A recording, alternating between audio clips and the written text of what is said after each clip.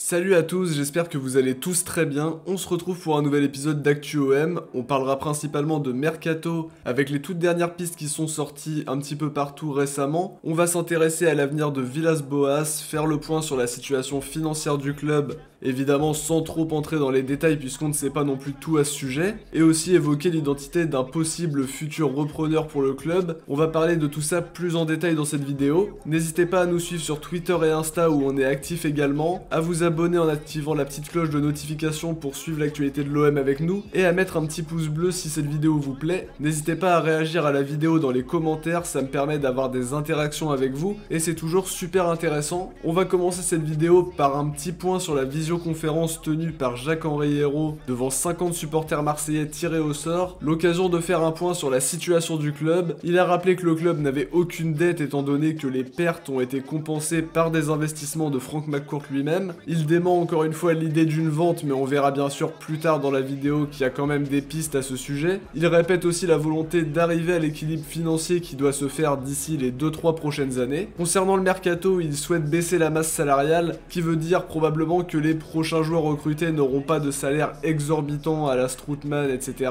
Il faudra vendre avant d'acheter, ça vous le savez, mais tous les joueurs ne seront pas forcément tous sur le marché non plus. Pour rassurer un peu tout le monde, l'OM ne devrait pas être exclu de la prochaine Ligue des Champions suite au fair play financier, mais les sanctions pourraient se porter sur la Ligue des Champions suivante, qui n'est pas super rassurant, mais qui assure au moins à l'OM la possibilité de participer à la LDC 2020-2021. On va faire un petit point sur le mercato aussi, déjà une info qui concerne Thauvin qui nous vient de Foot Mercato, qui assure que Gianpiero Gasperini, coach de la surprenante équipe de l'Atalanta, apprécie beaucoup le profil du joueur. L'opération serait peut-être un petit peu chère pour le club de Bergame, mais il figure en tout cas dans la shortlist. Le fait que Thauvin n'ait reçu aucune proposition de contrat actuellement, d'après de nombreuses infos, inquiète toujours autant et il pourrait finir par partir libre la saison prochaine. Toujours au cœur de l'actu de l'OM, le FC Séville qui serait prêt à passer à l'action au mercato estival pour deux Marseillais selon Estadio Deportivo, Bounassar et Maxime Lopez. On le savait déjà, mais cette info contribue à montrer que cet intérêt existe bel et bien. En plus de ça, le transfert d'Ocampos cet été a peut-être pu créer de bonnes relations entre l'OM et le club andalou. Du côté d'Amavi, selon Foot Mercato, le joueur souhaite prolonger avec l'OM, il a un contrat qui va jusqu'en juin 2021. Il devrait discuter prochainement avec Zubizarreta pour déterminer ce possible futur contrat, même si c'est un joueur qui a eu des difficultés la saison passée. Il a 26 ans et avec ses bonnes prestations cette saison, il aura des prétendants. Le club voudra pas le laisser partir libre et espérera bien sûr avoir une plus-value sur un transfert dans les années à venir. Par ailleurs, selon l'équipe, l'OM cherche une doublure au poste de gardien. Suite au départ en fin de contrat de Yohan Pelé, on aura Steve Mandanda qui devrait être titulaire, Simon Ngapandouedbou qui devrait être numéro 3, alors qu'Amadou Dia, lui, devrait être prêté pour aller chercher un petit peu de temps de jeu. L'OM scrute aussi en Ligue 2, notamment à Lorient avec le dossier Enzo Lefebvre. 20 ans, ce milieu de terrain à petit gabarit avec des grandes qualités de dribbleur a été observé à plusieurs reprises selon Football Club de Marseille. Une idée pour l'avenir a priori puisque le jeune joueur a annoncé vouloir découvrir la Ligue 1 sous les couleurs lorientaises la saison prochaine, avant peut-être d'aller viser un palier supérieur. Piste en tout cas très intéressante qui montre que le club change sa politique et s'intéresse beaucoup plus à des joueurs prometteurs pour son projet. Au rang des arrivées, l'OM se serait positionné sur le dossier d'Edon Zegrova selon Foot Mercato, milieu offensif du FC Bâle surnommé le Messi du Kosovo. Concurrence rude puisqu'il y a Chelsea, Wolverhampton et le LOSC qui sont sur le dossier. C'est un joueur réputé pour ses dribbles même s'il est encore bien méconnu. Sa volonté serait de tenter une expérience en France pour ne pas brûler les étapes. À 21 ans, il est évalué à 1,3 million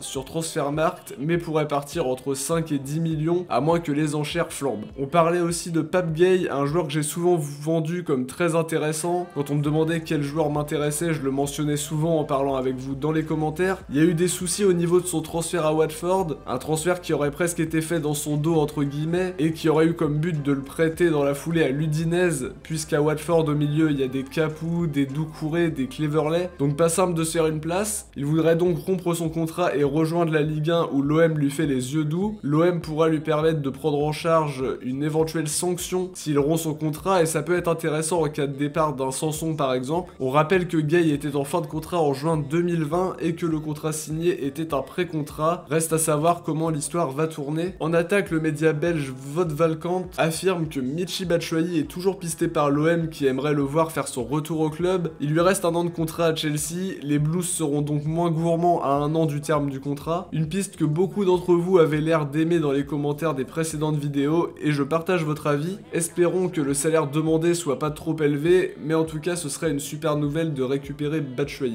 On va revenir aussi sur l'avenir de Villas-Boas et ses conditions pour poursuivre à l'OM. Dans un entretien avec RMC, il a confirmé sa volonté de rester au club, mais il veut savoir aussi s'il y aura encore de fortes contraintes économiques, puisque lui veut travailler avec un effectif de qualité. Il a précisé qu'il avait des noms en tête pour le mercato, mais que les clubs sont tous dans l'incertitude, qui risque de rendre ce mercato un petit peu plus fermé. Il a précisé qu'il n'y avait pas de problème particulier avec Jacques-Henri Hérault, qu'il allait le rencontrer à son retour à Marseille, et qu'il voulait renforcer l'OM pour le rendre plus compétitif. Alors sans ces garanties, il pourrait évidemment décider de ne pas continuer l'aventure avec l'OM. On espère qu'il aura ces garanties puisqu'on a vu le bien qu'il a fait, notamment sur le plan du groupe qui est soudé et solidaire, et des améliorations surtout notables sur les résultats de l'équipe sur le terrain, avec à la clé une qualification en Ligue des Champions. L'info la plus importante de cet épisode est à prendre avec d'énormes pincettes. Elle concerne la vente du club au centre des débats depuis quelques mois déjà. Alors évidemment, McCourt dans un communiqué a proclamé son amour pour le club et sa volonté d'y être pendant les prochaines années. Hérault a démenti les rumeurs à plusieurs reprises, mais pourtant c'est pas impossible malgré tout que ça s'agite en coulisses. La dernière rumeur qu'on a eue nous vient d'Italie et de Tuto Mercato Web, qui affirme que Frank McCourt est en discussion avancée avec un prince saoudien du nom d'Al Walid Ben Talal. Ce milliardaire saoudien était déjà pressenti pour racheter le club en 2014, et il voudrait mettre au centre de son projet des noms connus dans le milieu du foot, comme Antero Henrique, l'ancien directeur sportif du PSG, et Franz Beckenbauer, qui a déjà entraîné l'OM en 90. D'après des estimations récentes, un repreneur devra investir aux alentours de 250 millions d'euros pour racheter le club, dont 150 millions de reprise du passif. Rappelons que le club avait été vendu aux alentours de 45 millions d'euros à McCourt il y a de ça quelques années. Cette somme de 250 millions d'euros paraît entre guillemets abordable pour Al Walid Ben Talal qui souhaite concurrencer les Qataris du PSG en s'implantant dans le foot français. Du côté de CNews, Thibaut Vizerian confirme le fait qu'un repreneur est activement cherché du côté de l'OM, malgré toutes les mentions contraires qu'on entend un petit peu partout à ce sujet. En ce qui concerne les rumeurs de vente, on a déjà entendu beaucoup de choses même dans le passé. On se rappelle du cas Jacques Cachecar début 2007, un Canadien qui avait négocié avec Robert Louis Dreyfus en proposant une offre de 115 millions d'euros, apportant aussi cette ambition de remporter la C1 à nouveau. Au final, cette histoire s'est pas faite, c'était vraiment un échec, et il sera condamné quelques années plus tard pour escroquerie. On se rappelle aussi de Gérard Lopez qui a négocié avec Margarita Louis-Dreyfus, qui elle avait privilégié le projet McCourt qu'elle jugeait plus viable. Donc dans ce processus de vente, il y a de l'info, il y a de l'intox, et tant qu'il n'y a rien d'officiel, faut bien évidemment rester prudent. Quoi qu'il arrive, on entendra encore parler de cette histoire de vente dans les semaines, les mois, les années à venir, et on vous tiendra au courant bien sûr sur la chaîne, vous inquiétez pas. Voilà, en tout cas c'est la fin de cette vidéo, j'espère qu'elle vous aura plu. N'oubliez pas le petit pouce bleu, c'est super important pour le développement de la chaîne. On se retrouve très vite pour une prochaine vidéo, merci à tous de l'avoir visionné, ciao, portez-vous bien,